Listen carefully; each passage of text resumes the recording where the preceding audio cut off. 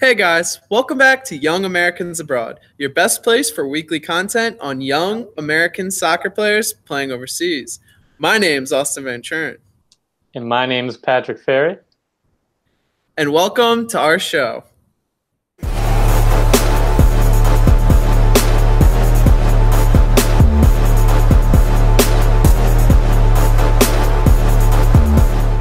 Well, guys, we're back with another good episode this week, including another great performance from a quickly established Bundesliga player.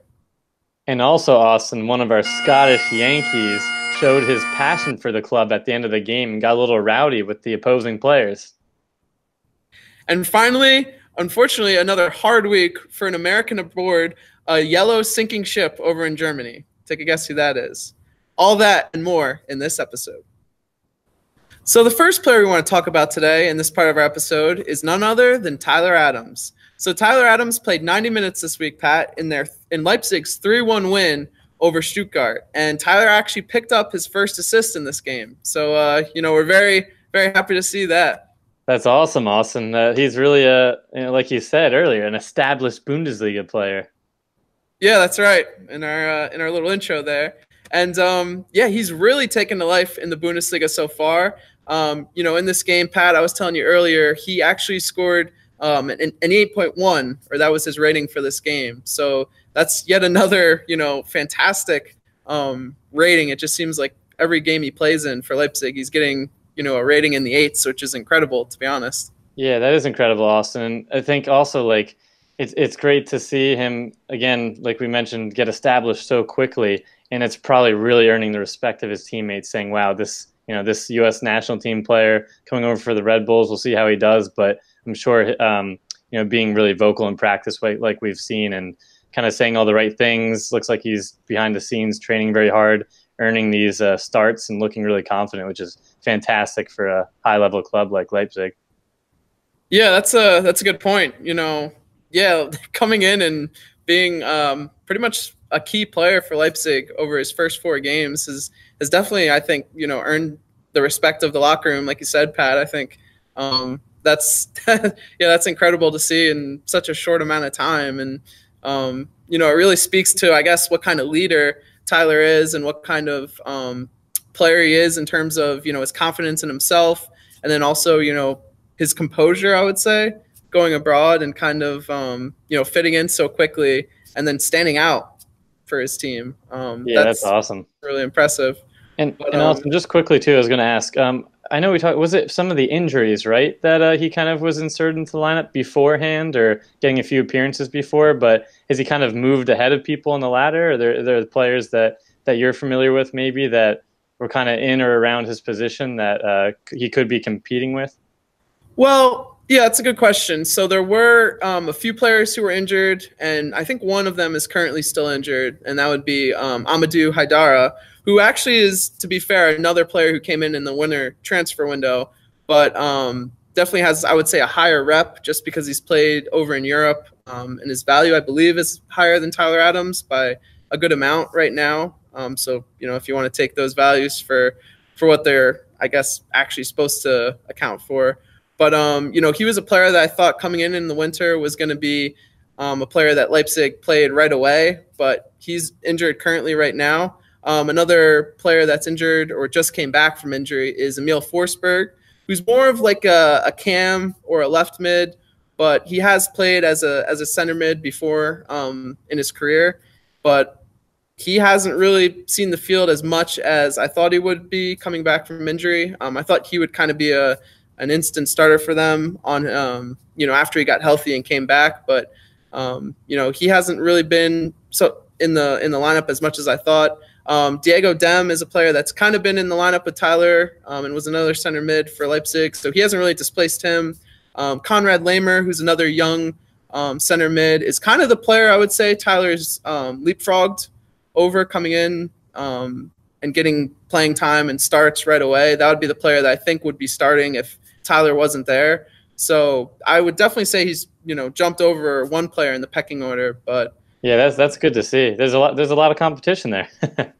Yeah, they have I wouldn't say a very a large team. Like, it's not a lot of players on Leipzig, but there are a lot of quality players. And Kevin Campbell is actually another player that just came to mind. I'm not sure what his situation is. So I don't think Tyler's just jumped right over him. I think he was injured, but I'm not sure if he's back now or what's going on with him. So maybe we can, check that out and get back to you guys on social media or in the comments or something. Right. We'll do some more research. Yeah. But, Tyler, I think hasn't really leapfrogged anybody. And I think some of those injuries has helped, him to get some playing time. But, I think he's kind of established himself with the playing time he's gotten. So now I think, he's going to be one of the players that gets minutes for Leipzig, for the foreseeable future. I definitely think he's done enough in his time on the pitch to show that, he deserves playing time, even when some of those other options, return. Absolutely, and it'd be great to see him, full swing, getting some Champions League appearances next year. Yes, absolutely.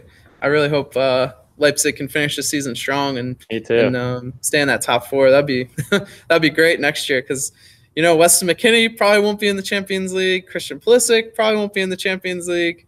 The way Chelsea are playing, unfortunately. So it would be really nice to see Tyler in the Champions League at least for us next year. But yeah, I mean, in this game, I didn't really get into the specifics of this game, but he played in that center mid position yet again. Looked very sharp. Like I said, he had that assist, and it was a really nice assist where he dribbled by a player, kind of brought the ball forward a little bit more into the final third, and then made a really nice long ground pass to Yusuf Poulsen. And some people on Twitter thought it was a no-look pass, and I'm not really sure. I can't really tell from the video, but whether it was or not, it was a very nice pass. So, an assist is always good to get for Tyler. So, we're happy to see that. And it was another good game. And you're pretty much saying maybe he kind of threw the defender off by kind of glancing, I guess, one way quickly, but really knew where he was looking possibly before for that pass. Yeah, I mean, it just happened so quick in the video, and I don't know, it's just kind of hard to see whether or not he was looking for the pass or not. I really don't think it matters. I mean, an assist is an assist, and it was a very nice pass, nonetheless. So if it was, hey, that's a little bit more flair for Tyler to show off in the highlight reel. But I really can't tell, Pat. I don't know. Maybe I'm just missing something that everyone else is hard to say. Seeing 100%. But I mean, he did what he's done all year for Leipzig. So, I think coming up next week, I think he'll be in that starting lineup again, and can't wait to watch some more games of him. It's been fun. It has been fun. Go Tyler. That's right. So now let's go over to Scotland and talk about another player that's been fun to watch so far this winter and I guess spring coming up. That's right, Austin. That's none other than our usual Scottish Yankee, Tim Weah. So Tim Weah, I just want to start last week during the Europa League round of 32. He actually played, I think it was the last 59-minute sub. I apologize. 59th minute sub and played a little bit at the end against Valencia there. It was a 2-0 loss. Valencia did look like, obviously, a much more quality team. Cheryshev looked pretty good. He had a nice goal. But it was tough. A good action to see on a European night, you could say, for Tim Weah. And then also getting more recently into the past weekend. Celtic had a pretty crucial game in the league there, the Premiership, and they won against Kilmarnock. And a last-minute kind of Scott Brown header, I think it was in the 90th minute. The captain, that's right. The legend. The Celtic legend. Boy. The Celtic legend. Yeah, so everyone was very, very excited. Tim Weah got into it with some of the players after the game. Kind of was showing his passion again, like pulling his feet, repping Celtic, which is great to see. And all the fans really loved that.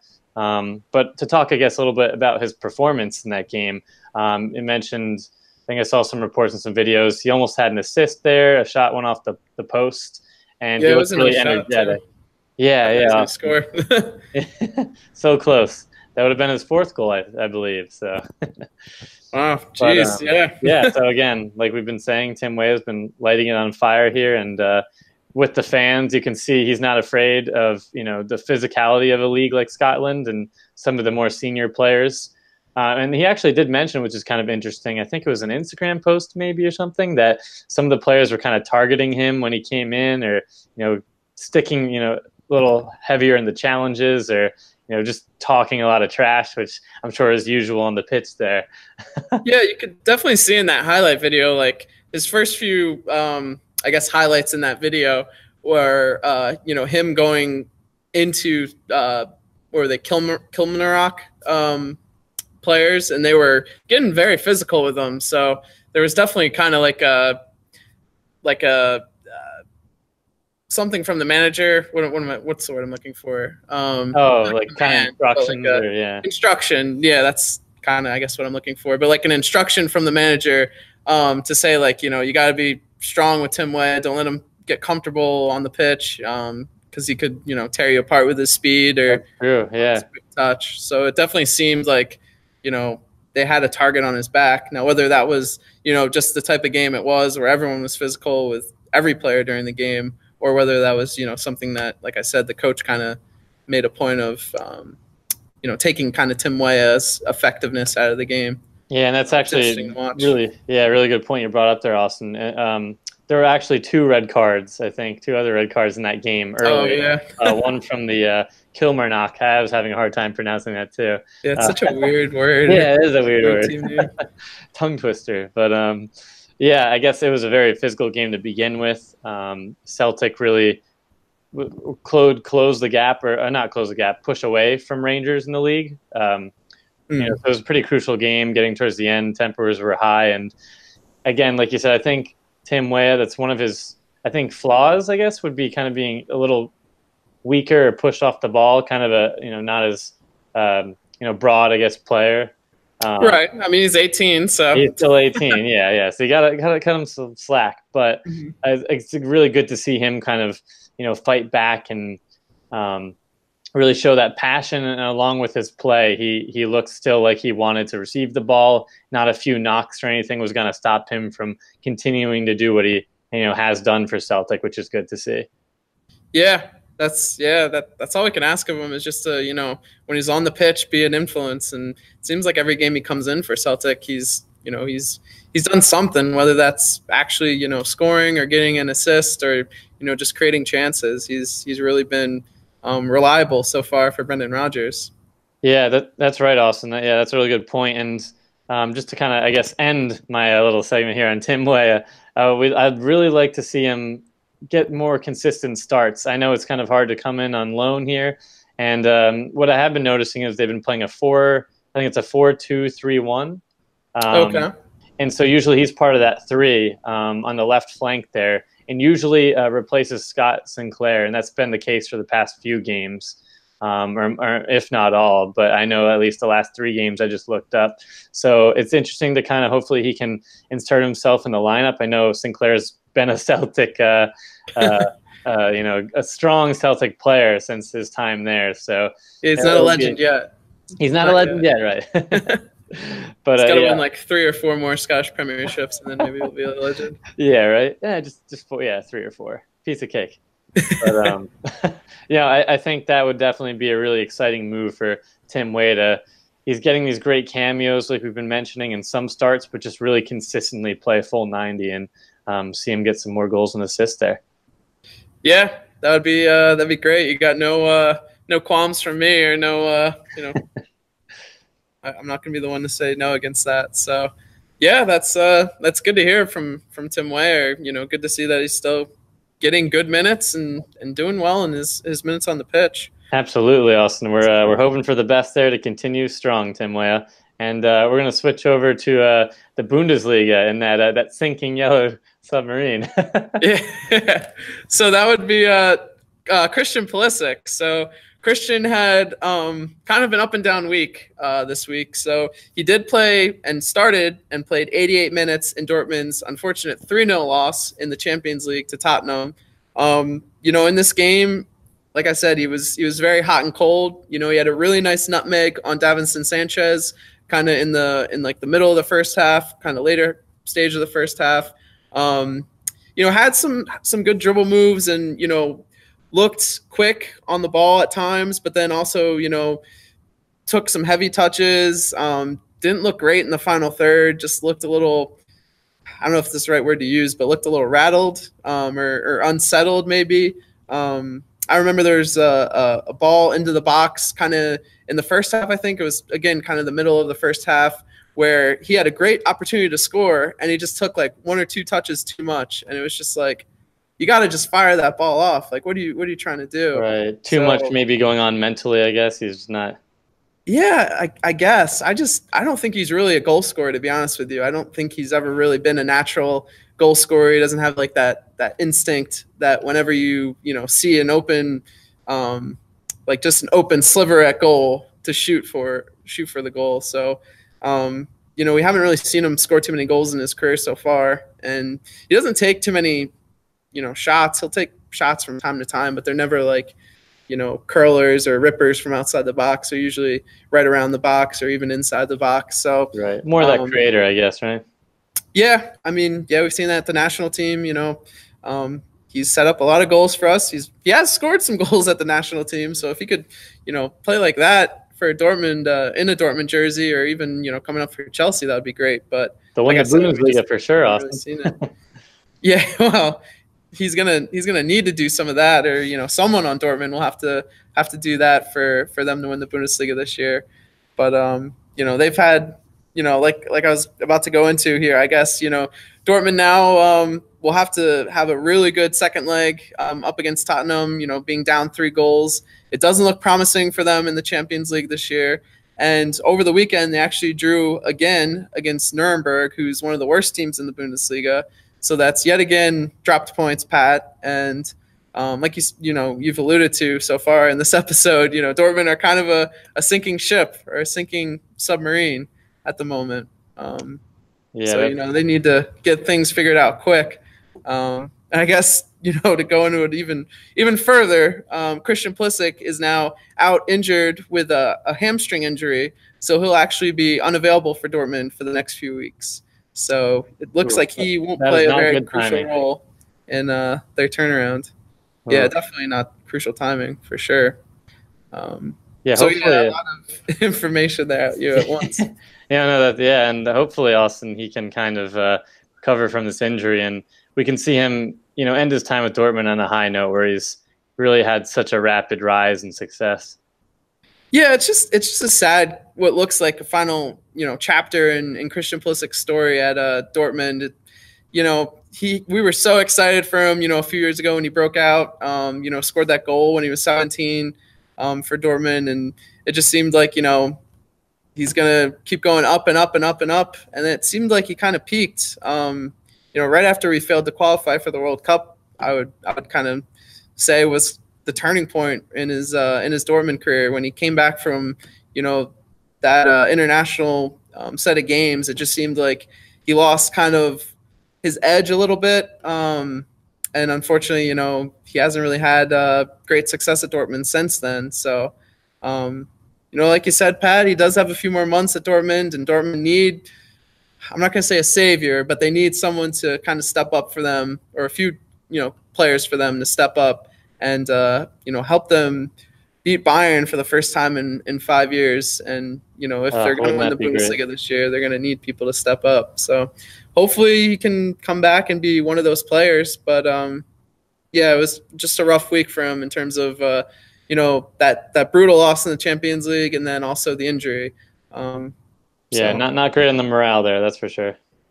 Yeah, not great at all. And I actually wanted to mention one interesting stat that I think it's kind of it's not good for Christian Pulisic, and that stat would be that in Dortmund's last 5 games that he's played in, Dortmund have failed to win 4 out of those last 5. So, Dortmund have come to a point in their season where they're kind of struggling right now, and kind of one of the key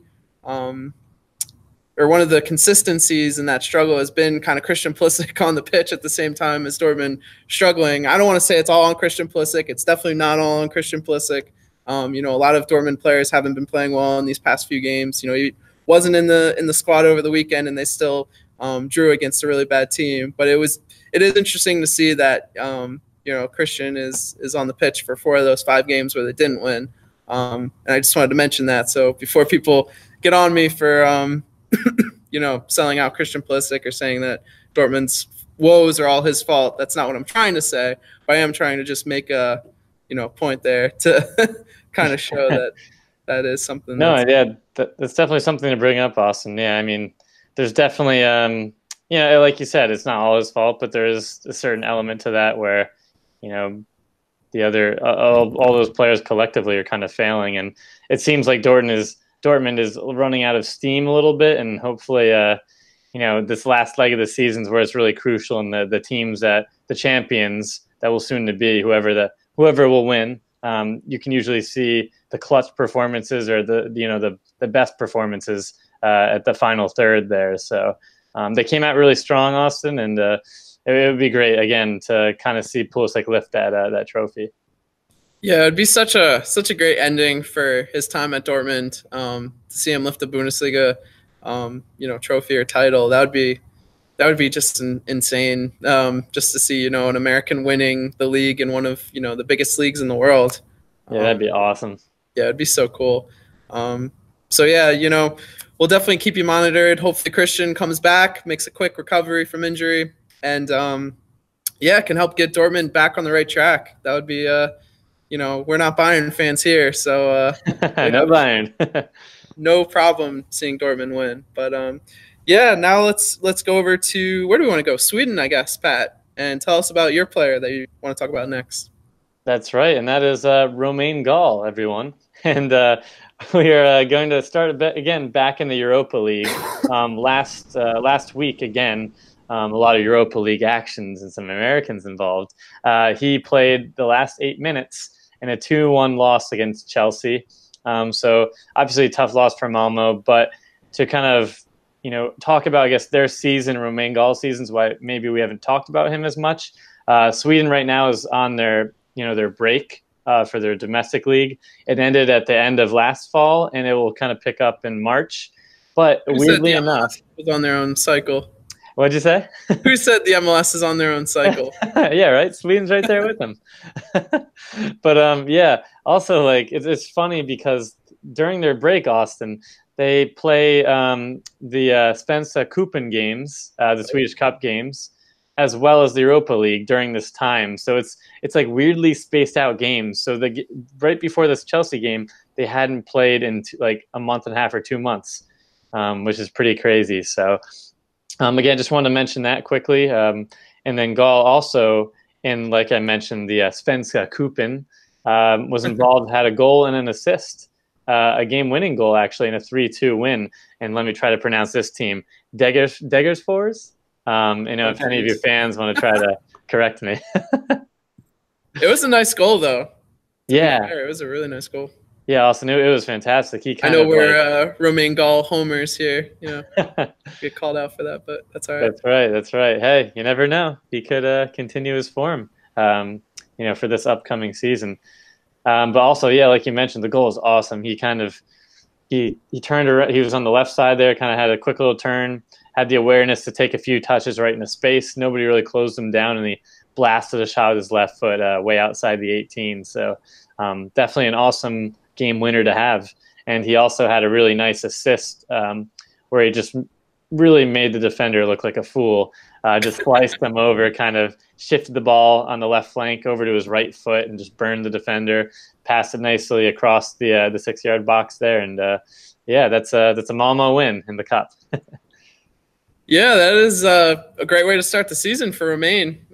He had a pretty good year last year for Malmo when he made the switch, but we're expecting even bigger things this year, and that's definitely a great way to start. Yeah, that's right, Austin. From Sundsvall to Malmo, and we'll see where this goes. And hopefully they can have a miracle win against Chelsea, knock them out. Hey, you never know. Chelsea's in shambles right now. Exactly. But nice to see Gall get some Europa League minutes, and again, hopefully Malmo usually is up at the top. They didn't actually win the league, I believe, this past year.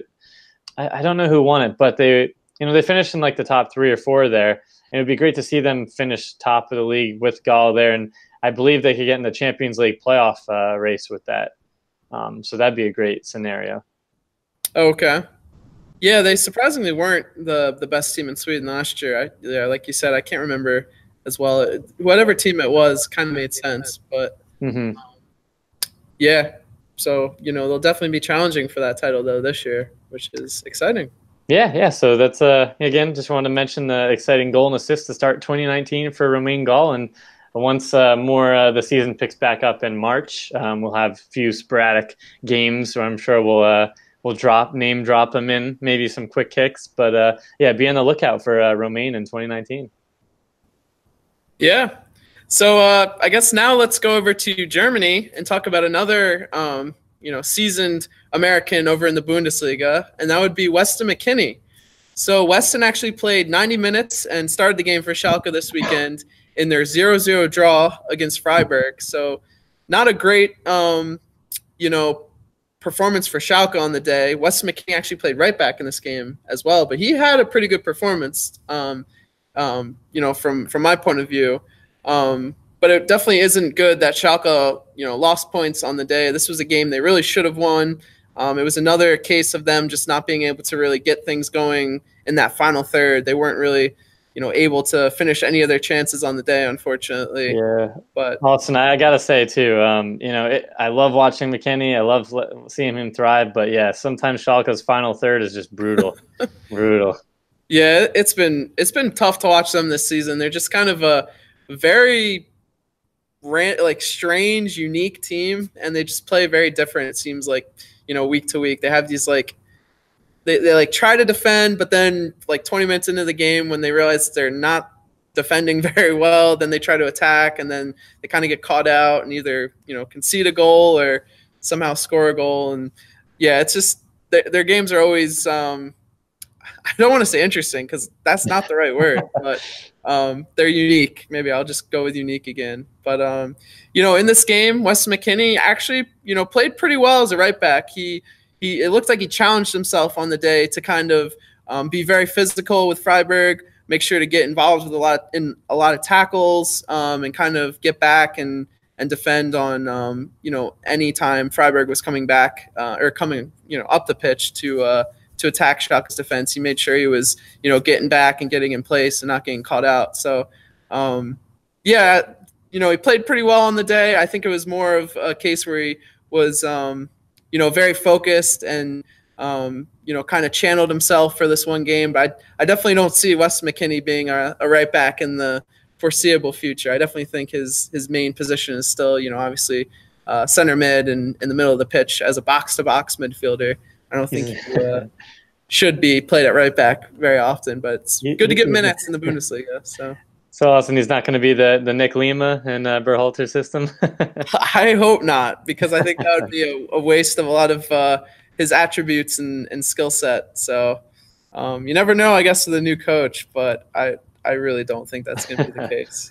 And do you think, I guess, McKennie just, again, I think we were talking about this a little bit off air too. They're shifting around to a lot of positions. Again, he doesn't have a set one per se, but it seems like you said, his strengths are in the middle of the pitch. But if there maybe is an injury or they need more, maybe more defensive numbers, or they're changing their formation for a certain opponent, is it maybe a good thing too if you look at it from the optimistic side that the coach Tedesco really trusts him to fill some of those roles?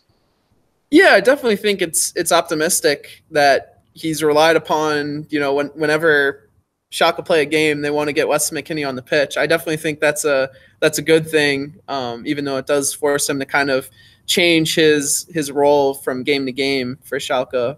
But yeah, I definitely think it's good that Domenico Tedesco trusts him to be kind of consistent from game to game, that he's in the squad. Yeah, I definitely. Yeah, I think that's a good thing. Yeah, those established Bundesliga players, Austin, keep them coming in. Yeah, really. We got some more in quick kicks we'll talk about as well. But yeah, so that's it from Weston this week. An unfortunate draw for Schalke, but a good performance from Weston nonetheless. So can't really ask for much more with Schalke this year. So, but now let's move to a player that's going to be, I guess, going home, Pat. And who would that be? That's right, and that is Kekuta Manneh. So that's an exciting move, Austin, for him. coming from St. Gallen on a free transfer back to the MLS with a new exciting expansion side in FC Cincinnati. That's right. Yeah, so Kekuta Manneh has kind of been a journeyman over the past year. I believe we were talking about it off air, Pat. He was at Pachuca for, I guess, the first part of 2018, and then moved over to St. Gallen over the summer for the final part of 2018, and also some of this winter as well. And got some decent minutes. I think, Pat, you were saying over the past year, he's gotten a combined 18 appearances on the pitch at Pachuca and St. Gallen. Yeah, that's right. 18 appearances and 15 starts for the 2018 year. So, okay, so that's not horrible. Maybe he would have gotten more minutes if he stayed in MLS, but you can't really assume anything, these days. But it didn't really work out for him abroad, even though he got those minutes. He kind of failed to score or assist. I know he only had one assist at St. Gallen. I'm not really sure what his numbers were at Pachuca, but I don't remember talking about him too much last year, and we were following him. So this move is interesting, Pat. I think it's good to go back home and good to be in a league that you've had success in before. I know he's been kind of an inconsistent player in the past, but FC Cincinnati, like you said, is an exciting team, a team that will be looking to rely upon players, and why not Kekuta Manneh? Yeah, I like that. Yeah, why not him? And just I guess that is a interesting trend. I can't think off the top of my head of specific examples, but not only Kekuta Manneh, but some other players, actually maybe even Breck Shea, some of the players that really made a name for themselves, or maybe weren't the most consistent players in the MLS, but were had some solid seasons, went over abroad, to Europe or wherever that may be, and kind of struggled there and came back and kind of made themselves of a decent MLS player. So I think there's been a few of those scenarios and trends that I've seen. So hopefully Kekuta can really pick it up with this new expansion side. Yeah, and I think Cincinnati doesn't have too many attackers, at least in the form of Kekuta Manneh. Not many wingers, I guess I'm trying to say, attackers. So right now his main competition on the roster is Frankie Amaya, who is their #1 draft pick player out of UCLA, who was also at the U20 CONCACAF championship and looked pretty good in that championship. So he'll be one of the main competitors for time. Roland Lamah, who is a player that Cincinnati picked in the expansion draft from FC Dallas, who's gotten a decent amount of MLS minutes the past few seasons. So they might give him some time. And then also Darren Maddox, who was also a player that they picked in the expansion draft from DC United, and is a player that's, very pacey, but doesn't really offer too much technical prowess or ability. So, I think Kekuta can definitely compete with all three of those players. And I think, he will get his time on the pitch for Cincinnati. I think that's fair to say. That's right, and they have a really exciting fan base that we saw glimpses of in the USL. Right. So hopefully that will inspire Kekuta there. Yeah, hopefully he can kind of be the Tim Weah of FC Cincinnati, Cincinnati FC. So yeah, we just wanted to let you guys know that Kekuta moved back home. So unfortunately, we won't really be covering him much anymore unless he takes a leap again overseas. But yeah, so that's the final player for this segment. Now let's go over to Quick Kicks. And now, the woman all you YA viewers have been waiting for. It's none other than Quick Kicks. So you could test Duane Miller. It's Altidore over the wall, and that one is in!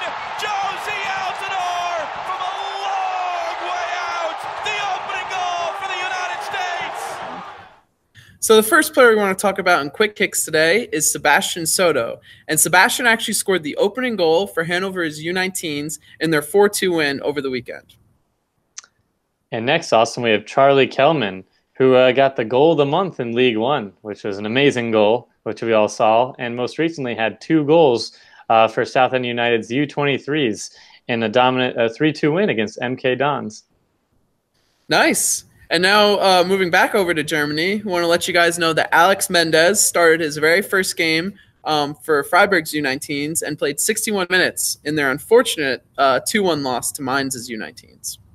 And unfortunately, again, for Matt Miazga, involved in a brutal 4-0 loss against Sheffield United. So a tough loss, but hopefully Matt Miazga can pick it back up. Yeah, not good to hear. Now moving again back over to Germany, we want to let you guys know that Mason Judge scored 2 goals in Eintracht Frankfurt's U17's game this weekend, and that was a 3-0 win for them. So congrats to Mason.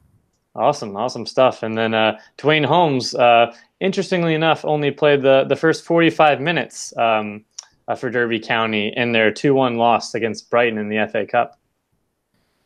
And Emmanuel Sabbi started and played 69 minutes in Hobro's, again, 2-1 loss to Nordsjælland. And some positive news over at Swansea City with Cameron Carter-Vickers playing the full 90 in a 4-1 win against Brentford. And now staying in Denmark or going back there, we want to let you guys know that Jonathan Amon played the final 9 minutes in that same game against Hobro, and Nordsjælland won that game 2-1. Nice. And Erik Palmer-Brown was involved in a pretty brutal beatdown, Austin, from Ajax in a 5-0 loss for NAC Breda.